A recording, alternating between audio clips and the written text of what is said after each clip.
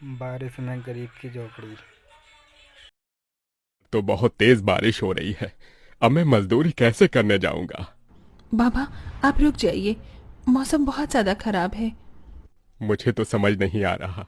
ये दिन पर दिन मौसम खराब होता जा रहा है।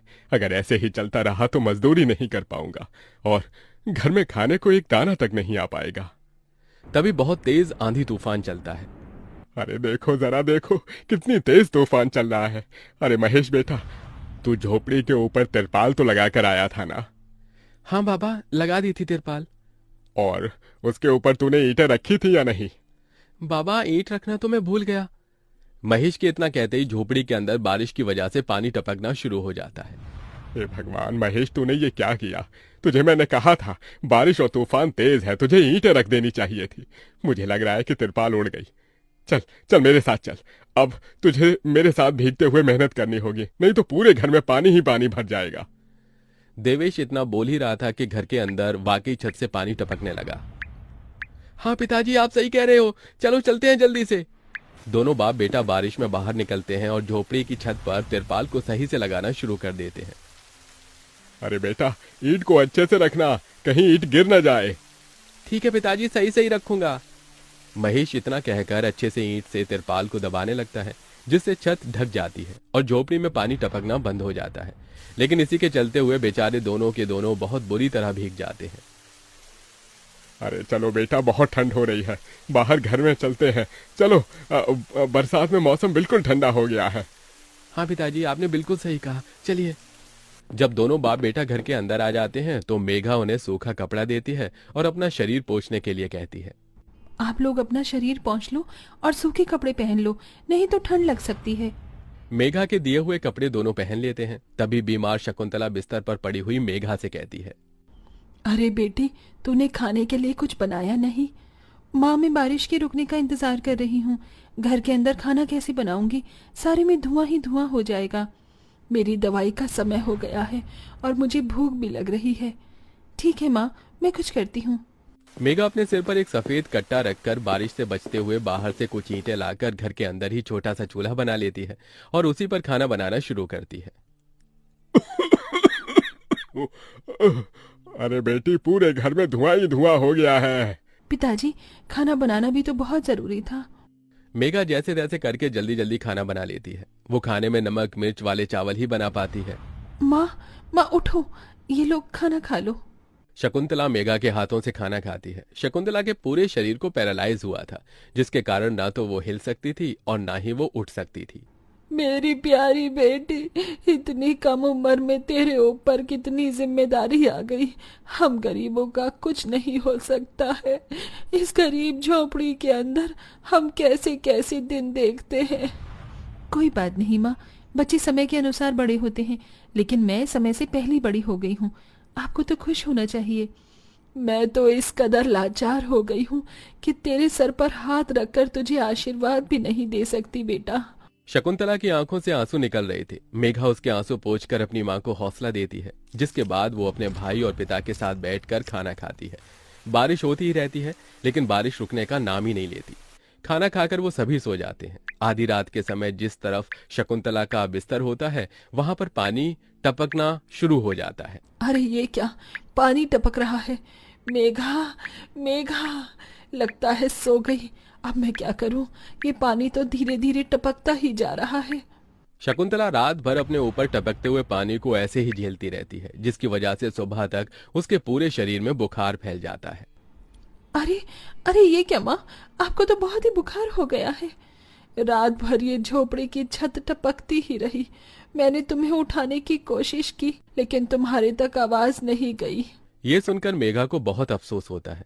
वो सूखे कपड़ों पर अपनी मां को सहारा लगाकर लिटा देती है और उनके कपड़े भी बदल देती है। लेकिन तभी अचानक से गांव में बाढ़ आ जाती है। अरे अरे ये क्या हो, यहाँ तो पानी भर रहा है। अरे लगता है गांव में बाढ़ आ गई है। अरे हम लोग क्या करें? अरे बेटा महेश, अरे भाई, अपनी माँ को कंधे पर उठा, नहीं तो हम सभी बह जाएंगे। अरे पानी में कोई जुगाड़ करता हूँ बेटा। देवेश फौरन घर के बाहर जाता है। जहां वो आसपास देखता है, उसे एक रेडी दिखाई देती है। देवेश उसे लेकर आता है, जिस पर शकुंतला को लिटा देता है। अरे चारों तरफ पानी ही पानी हो रहा है। हमें अब यहाँ से जाना होगा, नहीं तो पानी में हम डूब जाएंगे। तभी अचानक से उनकी झोपड़ी पानी में डूबकर बह जाती है। हमारी झोपड़ी चली गई। बेटी, अब हमें भी यहाँ से चलना होगा। तुम्हारी माँ को यहाँ से किसी ऊंचे स्तर पर लेकर जाना होगा। देवेश, महेश और मेघा तीनों शकुंतला को रेडी के साथ वहां से ऊंचाई पर लेकर जा रहे होते हैं, लेकिन पानी बहुत ज्यादा होने की वजह से रेडी का संतुलन खराब हो जाता है और वो पानी के साथ बहने लगती है। पिताजी, माँ रेडी के साथ पानी में बहते हुए जा रही हैं। हे भगवान, अब हम लोग क्या करें? अरे हम लोग भी डूब रहे हैं। कोई सहारा मिलेगा तो हम यहाँ से बाहर निकल पाएंगे, नहीं तो पता नहीं आज क्या होगा। हे भगवान, कोई हमारी मदद करो। हे ऊपर वाले, कुछ तो करो।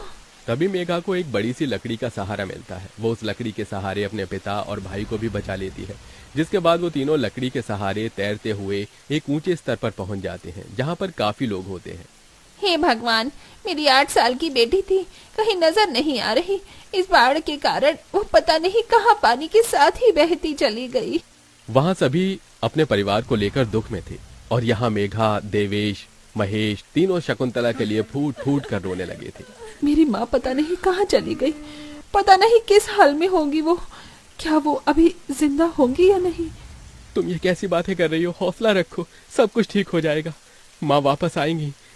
ये देखो, सरकारी लोग हमारी मदद कर रहे हैं, बिछड़े हुए परिवार के सदस्यों को ढूंढ कर ला रहे हैं।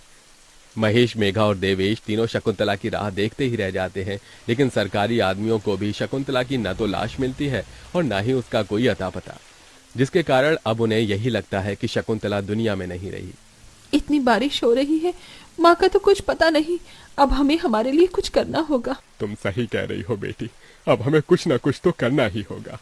देवेश और महेश दोनों बाप बेटे जंगल से लकड़ियां इकट्ठी करके वहां झोपड़ी बनाने की कोशिश करते हैं, लेकिन बार बार बारिश के पानी की वजह से उनकी झोपड़ी बन ही नहीं पाती। बारिश बहुत जोरों से हो रही है, मैं यहाँ वहाँ से पन्नियाँ इकट्ठी करती हूँ। मेघा पन्नियां इकट्ठा करती है और उन्हें जोड़कर तैयार करती है, जिसे वो अपने पिता और भाई के ऊपर रखकर उन्हें बारिश से बचाने की कोशिश करती है। और इसी के चलते महेश और देवेश झोपड़ी बना लेते हैं और उसमें वो सब रहने लगते हैं। चलो, हमने जैसे तैसे करके अपने लिए मजबूत झोपड़ी तो बना ली। काश माँ और मिल जाती तो अच्छा होता।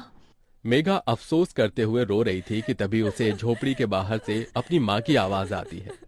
मेघा, महेश, कहाँ हो तुम दोनों? मेरे बच्चों, कहाँ हो तुम दोनों? मेघा, ये तो माँ की आवाज है। मेघा जैसे ही झोपड़ी के बाहर आती है, वो बारिश में भीगते हुए अपनी माँ को खुद अपने पैरों पर चलकर आते हुए देखती है।